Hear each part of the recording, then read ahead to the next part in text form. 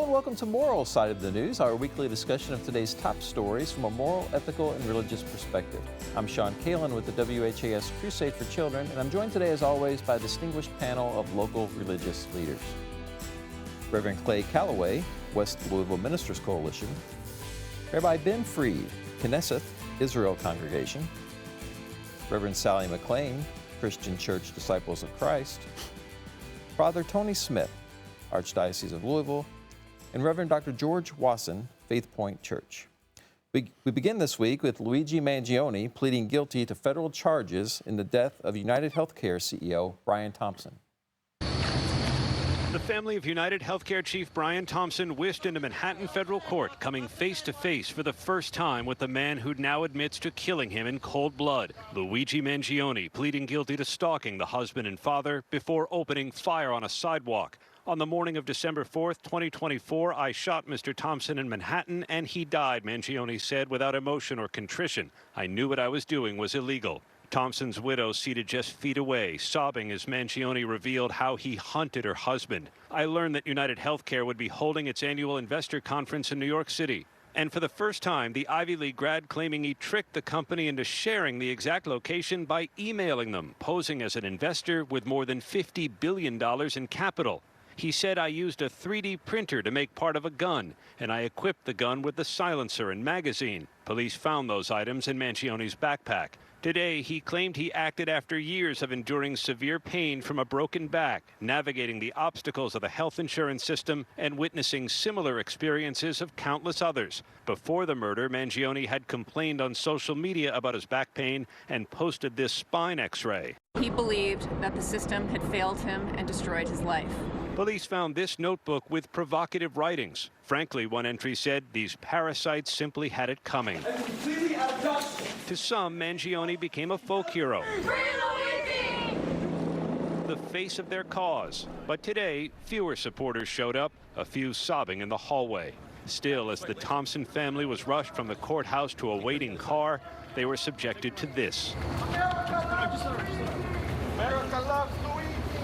Chants of America loves Luigi. To those who idolize Luigi Mangione, I say this: violence is not a cause, murder is not a message, and a killer is certainly not a hero. No grievance, political belief, or ideological cause can ever justify murder. There can be no celebrity in assassination. So panel, we've followed this story before when it first happened, and now he's pled guilty. And I think the outrage in this story, from many perspectives, is he's seen as a hero to some. So there's obviously both sides to everything, but I'll throw that out to the panel in discussion, your thoughts on the story in general and that aspect of it. Yeah, I think this is one of the most disgusting, evil stories that we see. There was recently a study that was done by the Emerson poll, and they came up with 41% of Gen Zers think that it's either somewhat or completely okay to murder a CEO. 41%. And I think, what in the world has happened to our world, to our culture, to this generation, that they could even contemplate that that's okay?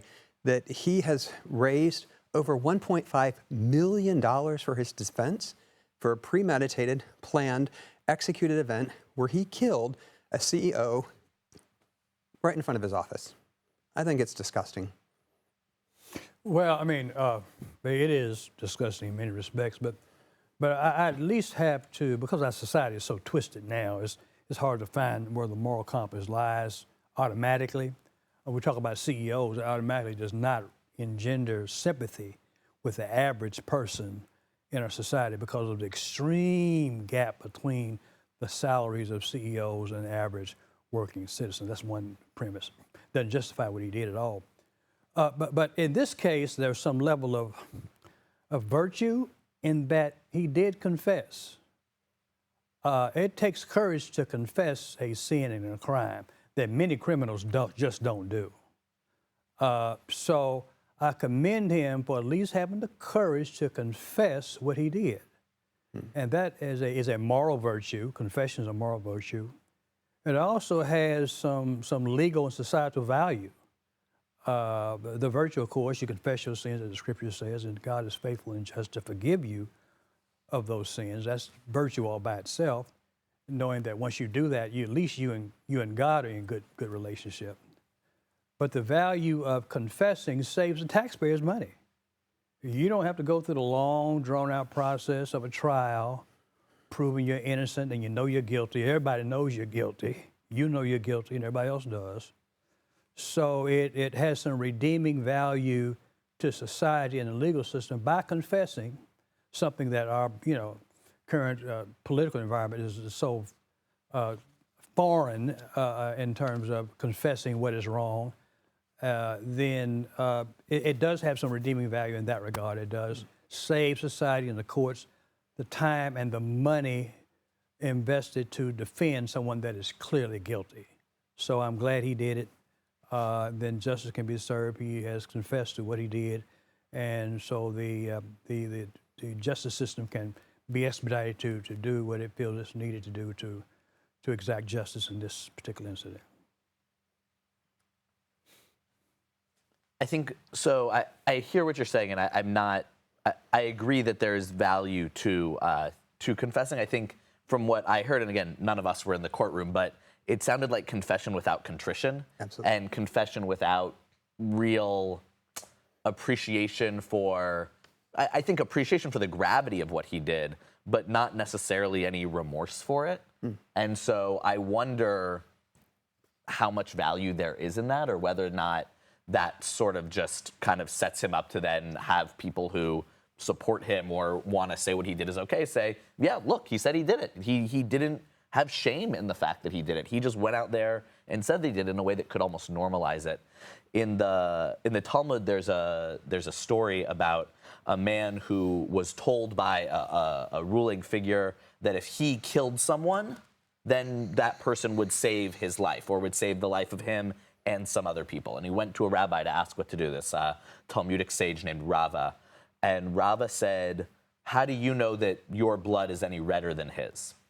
And so even in cases, I think to what you were saying, that where people want to try to make a Robin Hood-like hero-ness out of this, that really for an individual to take upon themselves the idea that I know better than anyone else whose life is valuable and who can do this, and outside of the justice system to go and just try to take this sort of vengeance is really problematic and really troubling. I was, excuse me, I was kind of curious in how he grew up, what his education. I mean, he's 28 years old. He was valedictorian of his high school class. He was cum laude when he graduated from college. He was very interested in technology, studied robotics, and I'm wondering, sort of in this conversation, somebody who's very much into gaming and all the stuff that goes on with the kids, with all the different games that they've done and how violent they are.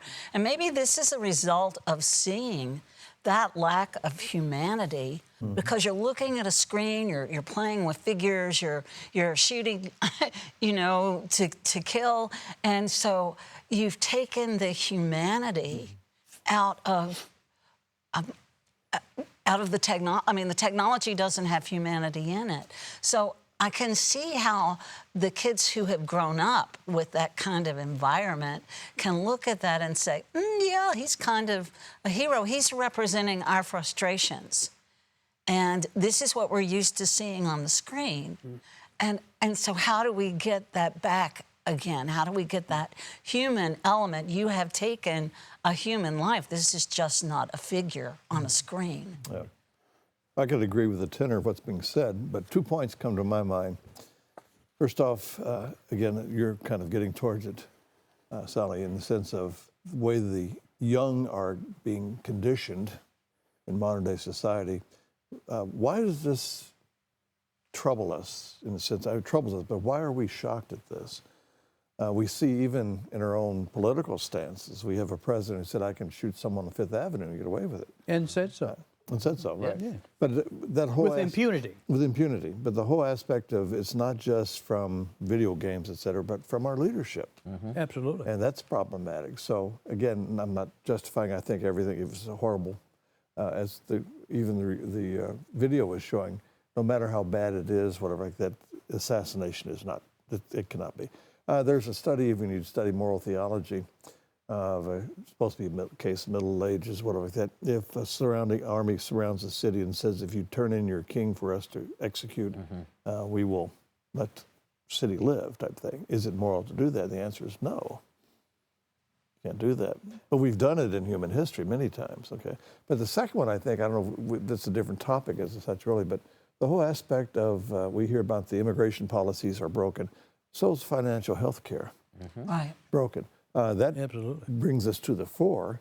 In our tradition, all the way from the popes down to the local bishops, we see basic health care, and that's the question, what is basic health care, is a fundamental human right. It cannot be denied to anyone, immigrant or anyone else, type thing. And we're seeing that needs to be perhaps looked at. And the difficulty with that is, talking about the salaries and all that good stuff, you have healthcare systems. I'm sure, I would presume most of us on this panel have had issues with healthcare systems, insurance, trying to get something done, not done, et cetera, like this. And sometimes it takes a long time to even wade through the transfers and the whatever. I was reading recently about the with the whole thing of Obamacare and whatever, that they did away with the government subsidies, and it's quadrupled in the last like 15 years. And now you call in certain states, I think Tennessee was one, whatever, Illinois maybe, but you get if you call to try to get a hold of some of these, they simply leave you on the phone until the phone, it's just timed, that no one comes to until you die on the phone. Well, but no, not just the that. conversation dies virtually. Well, when there's a time limit, and once they haven't called you in that time limit, you're cut off. And so something like 60% of individuals calling are cut off. This, to my mindset, says we have a major issue with healthcare. You look at the United States, we tout ourselves, we have some of the best doctors, we have some infant mortality, we're like number 5 in the world, something of this nature, in regards to taking care of our others. And if you look at the whole thing of the healthcare, the number of people who cannot, we have almost 26 million people in this country right now, citizens, who are not insured in any way, shape, or form. That's the issue for me. And I think what's important is to be able to say is it is both wrong to murder someone on the street and our healthcare system is broken. Right. That just because, that we can't say that because it was wrong for Mangione to murder, then we don't need to worry about the healthcare system. Right. But we also can't say, well, because the healthcare system is a problem, then it's okay to murder someone on the street. Right. That we have to be able to hold on to both of those, and I think most people want to say it's either one or the other. And that's, I think, where we're landing. And I think that's the really tough thing here is that there's so much, I think, of the emphasis taken off of what he did. He took a life. He murdered somebody, right? I mean, it was premeditated. It was calculated. It was an evil act that he did. And I think that what we just keep seeing is we want to pull all other mitigating factors and things into this before we deal with really the issue at hand. The issue at hand was that he murdered Brian Thompson, right? In cold blood, he murdered him. And I think it goes to one of the topics we've talked about a lot on this panel, when we don't have consequences for the things that we do. In the scriptures in Ecclesiastes 8, it says, when a crime is not punished quickly, people feel it is safe to do wrong. And I think that's what we see in our world. I just want to weigh in. I like what Tony mentioned about this climate we're in. He mentioned the president and the climate. He's adjudicated criminal. He didn't confess anything. Right. So, and there was really virtually no punishment, no consequence for the crimes he was adjudicated for. And he tends to lean that way to exonerate criminals without consequence. So we have a climate now where it appears that certain classes of criminals are exonerated and excused for their criminality. So we don't have a clear-cut climate of morality the way we had just, say, 20 years ago. Now we have a felon in chief who is Exhibit A on how someone who is a criminal has suffered no consequence. So it just trickles down into society in one form or another. So when one person takes a life, every life is precious, whether it's one by one, whether it's retail or wholesale, whether you kill on the street with a gun or you kill them by war. So death is death, innocent life is innocent life, and God respects each and every life as being precious. So those who take life are held accountable for each and every life you take. But something else that's going on is retribution. So is retribution justified? Because it seems to be right now in our political climate, if we're going after our enemies. Well, that's another. So that's another. Rare now. I mean, we could just put it all in a melting pot and say That's rare. there's all these things that are going on that's really not teaching us how to be human beings. Correct, yes. Character assassination that leads to encourage other people to go after other people's lives, create a climate like they did on January 6th. You create a climate that you may not do it, but you incite other people to go do it on your behalf. So it's the same thing. Yeah, that's a really interesting dynamic. That you want somebody else to do it because you don't. Well, but apparently he was in the car and wanted to do it, but he was. They said no. But anyway. That's a whole different story. But I think if you're young and you're looking at all these things that are going on in society, and it all seems to be approved, nobody's really standing up and saying, this isn't the way we behave. Right. What's the movie, King Edward, whatever, in England? Will someone rid me of this priest? Thomas à Becket. That's when his army went in and killed him when he was in a religious service. Got away from it. Will someone rid me of the problems in Iran? Will someone rid me of the problems in this, the Supreme Court, whatever it is? That mentality, as I was trying to say, goes all the way to the top. And so no wonder people are kind of concerned about this. But I think you're correct, what I'm hearing from you. No matter whatever you pull out of the situation, yes, responsibility for what he has done must be addressed as a profession. Now, the question is, for our tradition, we don't see capital punishment as the answer. But still, even to that point, there must be some ramification and responsibility for this. Because if this doesn't happen, was it September the 8th is when they're going to bring the charges against him? Well, not charges. Well, the state charges are pending for double jeopardy reasons. But they're going to give the penalty, whatever's going to be given to him on September. So we'll have to see what that's going to be. But my hope is that because and not because other people aren't educated and aren't smart, but I want to see some sort of positive, take him and get him to study, use his mind. I mean, anybody that's in the criminal system has usually been abused or something terrible has happened.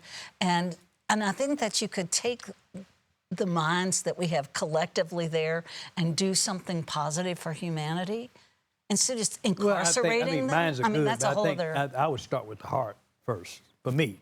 Heart? The heart. I mean, I don't care how smart you are, but if your heart is... dark? Wicked, then it doesn't matter how smart you are. So, and isn't that one of the difficulties with his quote-unquote confession, is that we don't see a heartfelt, genuine, broken, can't believe I did that. I mean, he just really said, as a matter of fact, yep, I shot him, I found him, I did all this stuff to get there, I killed him. And so what's it get him? Okay, now he's most likely going to get life imprisonment and not the death penalty because he committed literally first-degree murder there. And so is the confession, I'm right with you. Our tradition says if we confess our sins before the Lord, he's faithful and just to forgive us of all of our sins. But that's a heartfelt confession to the Lord. I haven't seen that play out. Well, I don't know. Luigi That's not Mangione. for me to ask. I can't question his motive. I just go by what he did, okay? And while those in the political climate don't do. So he did something that those in the political top of our political lives just simply do not. They don't confess to anything. So at least he did that, and whether he benefits from it legally or not is yet to be determined. But at least he did that, and by doing that, it does save the taxpayers' money having to go through the long, drawn-out, expensive process of adjudicating his criminality. So in that regard, society benefits from his confession. And also, if he gets life imprisonment without parole, perhaps, that's going to be cheaper, if you're said, than someone who's assigned to the death penalty. Yes, that's what I was going to say, because I've heard that, the death penalty is constantly going back for all the judges and, millions of dollars for each person. So, it has, for economic reasons, if no other reason, then that does have some redeeming value to society. And I think his confession takes all of that off the table. That the maximum penalty that he will have under this current charges is life imprisonment. And I think it's one of the reasons, not only the double jeopardy, but to not bring it before the state is because additional punishments actually could happen, and the death penalty could come back into the picture. Well, the state is number one, first class, but he's not pleading guilty to murdering right out. I mean, it's secondary type murder. And it may not even go forward. May even go forward, exactly. The double jeopardy that they're appealing, so. Right. And again, I just want to kind of come back a little bit, and I've heard what you say, and I think we've seen really across kind of every spectrum, every age range, every political flavor that we want to call it. We've had a lot of junk. We've messed up for lots and lots of years. But I think that from a moral perspective that I'm looking at, the thing that really worries me when I saw the Emerson poll was just the sheer number of Gen Z who says it's completely or somewhat okay to kill a CEO. Like, that's crazy. No. Well, there are other surveys at a different, much lower level, but the question was asked, would you lie if you knew that you could get away with it? 95% of the people asked said absolutely they would lie. And lying, whatever replications of that. Although maybe they were lying when they said that, so. That could be too. Good example, good example. And do we have a liar in chief? I mean, it's a quagmire, it's a climate that is a very delicate situation. Those who have moral compasses to be committed to that moral compass, to show virtue where we can. I do acknowledge that there's a modicum of virtue in this particular confession, and where it goes is yet to be determined. That's probably why he has gained so much, some additional attention as a kind of a Robin Hood type character. At least he's doing some things that other people are just simply not doing. People don't confess to crimes. No. They just don't do it. It takes courage to do that for whatever the reason. Well, that's the way the system's set up too. You do not plead guilty. You plead not guilty, no matter what. Right. Plead the fifth. Fifth. So. Sally? I was going to say, let's don't go there. Let's don't go there. We did that last time with Fauci. All right. Well, great conversation. Thanks for watching and listening to Moral Side of the News. We really don't have a whole lot of time left. So let's end it on a positive note. We're going to go to this grandparent story and the fun, creative way one school is honoring their grandparents. Over the years, Reese and her granddad, Brian Christon, have bonded through sports, so it only made sense for her to include him in this athletic photo shoot. It means a lot, honestly. He's the greatest. He's my favorite person. After games, he's the first person I run up to talk to. Using the power of sports to connect generations, Reese joined dozens of other high school athletes and their grandparents at Lyons Township High School in LaGrange for the heartfelt experience organized by Buddy's Helpers. It's really about, trying to engage and educate people, to remember that we have a generation out there that's been through things and that they can give some helpful guidance to today's student athletes. It's a meaningful moment celebrating bonds that go much deeper than sports. When she calls me to do things like this or be a part of something, it just makes me feel so good. Reporting in LaGrange, I'm Jewel Hillary, WGN News. So I saw that story, a little fun story, but I think it's cool that they're honoring their senior pictures with their grandparents, and just your thoughts on a good Sunday morning positive story. Yeah, my granddaughter will never forget when my husband went with her. She would shoot skeet. She was on the team in high school, and he, of course, was a hunter, so he really enjoyed leading her in that. And since his death, he has become her major person in her life. And I think that's a very positive thing. You see other videos I've seen on the news where bus drivers, janitors are finally the classes and the kids in the schools would say, these people taught me how to live life, et cetera. And you wouldn't expect that. But here you have the grandparents, and hopefully grandparents do see their vocation, to use that terminology, of being part of the child's life. And I think to your point of how there's a real crisis in our country of role models, that to see a positive example of that, of people looking to people who are older than them, who've done some of this before, who can be a positive example of whether it's athletic achievement or academic achievement or anything, and wanting to include them and wanting to come together. I think it shows that the building blocks of that are hopefully available to many. Of course, there are kids, unfortunately, who don't have their grandparents around, who don't have their parents around, that, you know, that's part of the issue. But I think that one part of the salve for the moral crisis that we're facing due to a lack of, you know, high up political leadership can be in some way, you know, alleviated for some by a, you know, direct lineage moral role model, as it were. I'm especially glad about my grandson. He recently got he's 13 now, recently got his black belt. Hey, congratulations. But he's following the lineage of his grandfather on his father's side, who has a karate school in Miami. Wow. So my grandson is a second generation, third generation black belt from that long line of black belts going all the way back to his grandfather. Now, I practiced karate in college myself, so he's gone much farther than I did. So now you have to tell us what. I got to tell us what happened, but I didn't get as far as he did with black belt. But I'm looking forward to a trip in October and December in New Orleans. He's going to have a tournament in New Orleans. I'm going to be a part of that. So it's a great excitement for grandparents to participate and see their grandchildren to cheer. And some of the most obnoxious people in the stands, bar none, are grandparents when it comes to their grandchildren's participation. But I'm just happy to see that grandparents have been acknowledged as being an important part of their children who participate. Well, and the grandparents, that generation is supposed to impart wisdom. I love the fact that when I was growing up, my grandparents didn't live anywhere close to us because my parents had moved away from the town that my dad grew up in. But here, my wife's parents are local. And so I love the fact that my kids got to grow up and have grandma and grandpa at school events and competitions and to just really do life with. It's been a super great treat for me to see my kids be able to do that. Well, at St. Patrick, we have Grandparents' Day every once in a while. And oh my gosh, you have about 1,000 people in that church. You know. I didn't realize kids could have 5 grandparents or 6 grandparents. Or whatever. A multitude. All right. Well, good conversation. There was another great story this week, but the school is making all the kids kiss their moms when they get out of the car. It was on CBS Sunday Morning News. It was a really good story, too.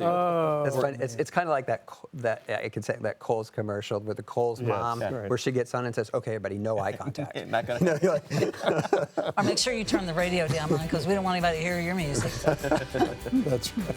Thank you for a great conversation this week. Thank you to our panel, Reverend Clay Calloway, West Louisville Ministers Coalition, Rabbi Ben Fried, Kenseth Israel Congregation, Reverend Sally McClain, Christian Church Disciples of Christ, Father Tony Smith, Archdiocese of Louisville, and Reverend Dr. George Wasson, Faithpoint Church. Thanks for watching and listening to Moral Side of the News this week. Join us next week for an all-new show.